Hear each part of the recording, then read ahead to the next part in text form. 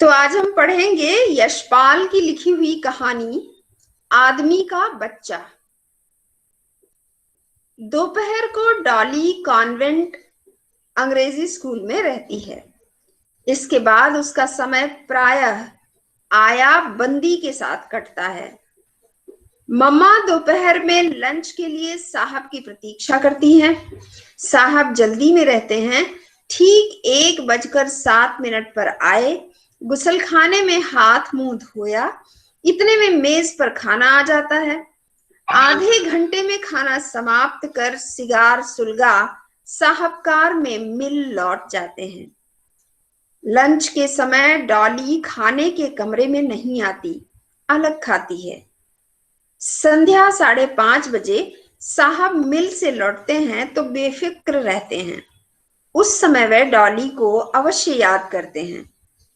5-7 minute उससे बात करते हैं और फिर मामा से बातचीत करते हुए देर तक चाय पर बैठे रहते हैं।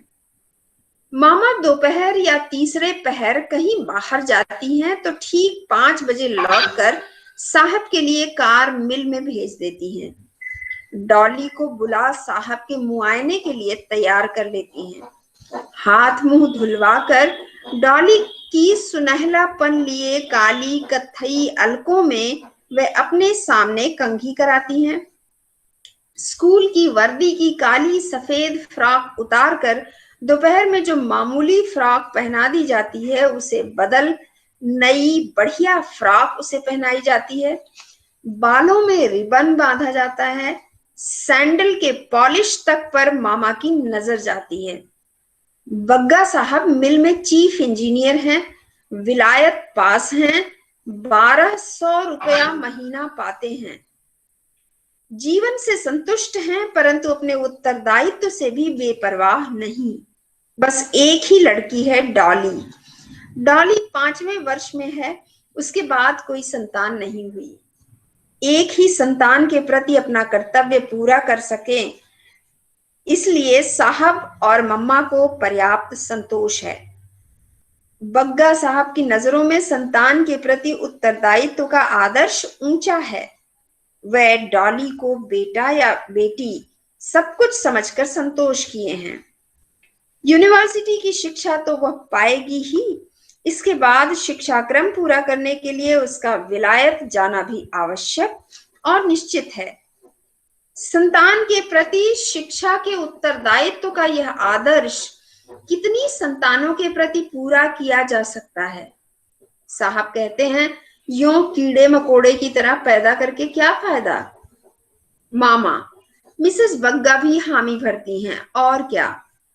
डॉली डॉली डॉली मामा 3 दफे पुकार चुकी थी। चौथी दफे उन्होंने आया को पुकारा। कोई उत्तर न पा वे खिसिया कर स्वयं बरामदे में निकल आई। अभी उन्हें स्वयं भी कपड़े बदलने थे। देखा, बंगले के पिछवाड़े से, जहां धोबी और माली के क्वार्टर हैं, आया डॉली को पकड़े लिए जा रही है। मामा ने देखा और धक्क से रह गईं। वह समझ गईं डॉली अवश्य ही माली के घर गई होगी। 2-3 दिन पहले मालिन के बच्चा हुआ था। उसे गोद में लेने के लिए डॉली कितनी ही बार जिद कर चुकी है। डॉली के माली की कोठरी में जाने से मामा भयभीत थी। धोबी के लड़के को पिछले ही सप्ताह खसरा निकला था। लड़की उधर जाती तो उन बेहूदे बच्चों के साथ शहतूत के पेड़ के नीचे धूल में से उठा उठाकर शहतूत खाती। उन्हें भय था उन बच्चों के साथ डॉली की आदतें बिगड़ जाने का। आया इन सब अपराधों का उत्तरदायित्व तो अपने ऊपर अनुभव कर भयभीत थी। मेम साहब के सम्मुख उनकी बेटी की उच्छृंखलता से अपनी बेबसी दिखाने के लिए वह डॉली से एक कदम आगे उसकी बाह थामे यों लिए आ रही थी जैसे स्वच्छंदता से पत्ती चरने के लिए आतुर बकरी को जबरन कान पकड़ घर की ओर लाया जाता है। मामा के कुछ कह सकने से पहले ही आया ने ऊंचे स्वर में सफाई देना शुरू किया। हम जरा सैंडल पर पॉलिश करे के तई भीतर गए। हमसे बोली कि हम गुसल खाने जाएंगे। इतने में हम बाहर निकल कर देखे तो माली के घर पहुंची हैं। हमको तो कुछ गिनती ही नहीं, हम समझाएं तो उल्टे हमको मारती हैं।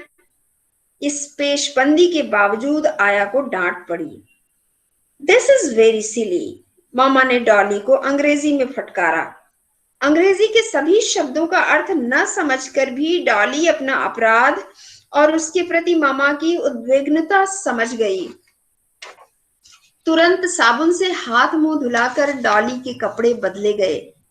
4:20 हो चुके थे, इसलिए आया जल्दी जल्दी डॉली को मोजे और सैंडल पहना रही थी और मामा स्वयं उसके सिर में कंघी कर उसकी लटों के पेचों को फीते से बांध रही थी। स्नेह से बेटी की पलकों को सहलाते हुए उन्हें अचानक गर्दन पर कुछ दिखाई दिया। जूं! वज्रपात हो गया। निश्चय ही जूं माली और धोबी के बच्चों की संगत का परिणाम था।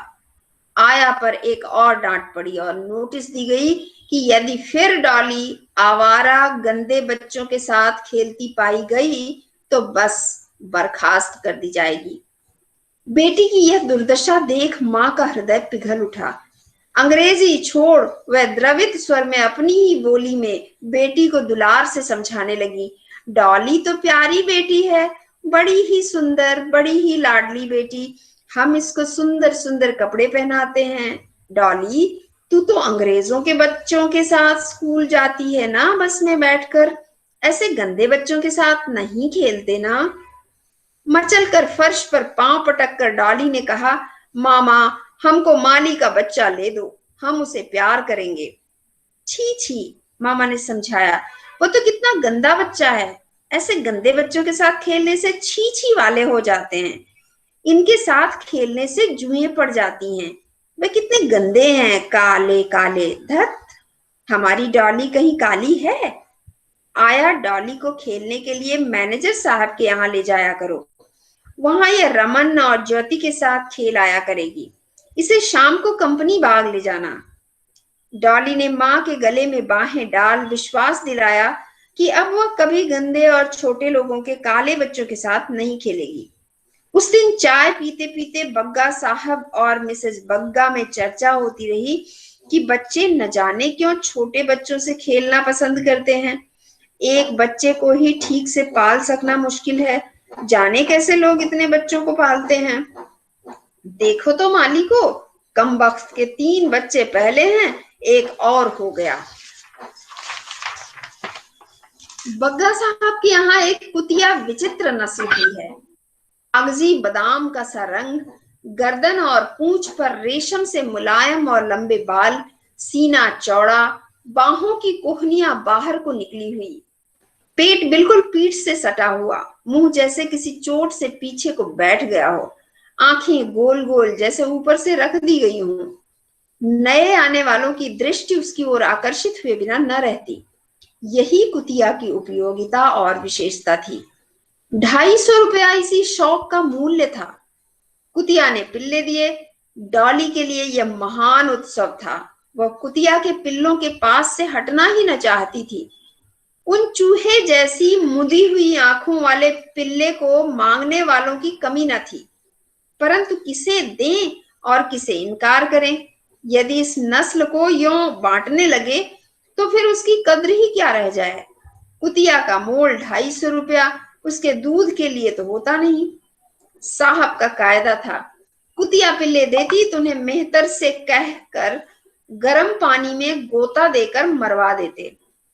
इस दफे भी वह यही कहना चाहते थे, परंतु डॉली के कारण परेशान थे। आखिर उसके स्कूल गए रहने पर बैरे से कह मेहतर से यह काम करवा डाला। स्कूल से लौट डॉली ने पिल्लों की खोज शुरू की। आया ने कहा, पिल्ले मैनेजर साहब के यहाँ रमन को दिखाने के लिए भेजे हैं, शाम को आ जाएंगे। मामा ने कहा, बेबी, पिल्ले सो रहे हैं, जब उठेंगे तो तुम उनसे खेल लेना। डॉली पिल्लों को खोजती ही फिरी। आखिर मेहतर से उसे मालूम हो गया कि वे गर्म पानी में डुबोकर मार डाले गए हैं। डॉली रो रो कर बेहाल हो रही थी। आया उसे पुचकारने के लिए कंपनी बाग ले गई। डॉली बार बार पूछ रही थी, आया, पिल्लों को गर्म पानी में डुबोकर क्यों मार दिया? आया ने समझाया, डैनी इतने बच्चों को दूध कैसे पिलाती? वे भूख से च्यों च्यों कर रहे थे, इसीलिए उन्हें मरवा दिया। 2 दिनों तक डैनी के पिल्लों का मातम डैनी और डॉली ने मनाया। फिर और लोगों की तरह वह भी उन्हें भूल गई। माली के नए बच्चे के रोने की कें कें आवाज आधी रात, दोपहर में, सुबह, शाम, किसी भी समय आने लगती। मिसेस बग्गा को यह बहुत बुरा लगता। झल्लाकर वे कह बैठती, जाने इस माली के गले का छेद कितना बड़ा है। सॉरी, जाने इस बच्चे के गले का छेद कितना बड़ा है। बच्चे की कें कें उन्हें और भी बुरी लगती। जब डॉली पूछने लगती, मामा, माली का बच्चा क्यों रो रहा है?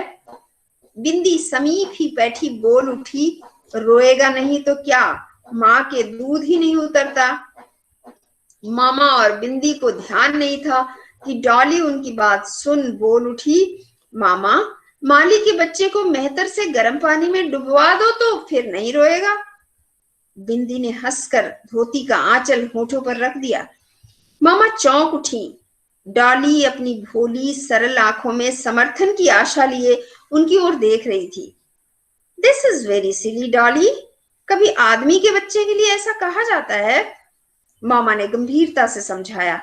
परिस्थिति देख आया डॉली को बाहर घुमाने ले गई।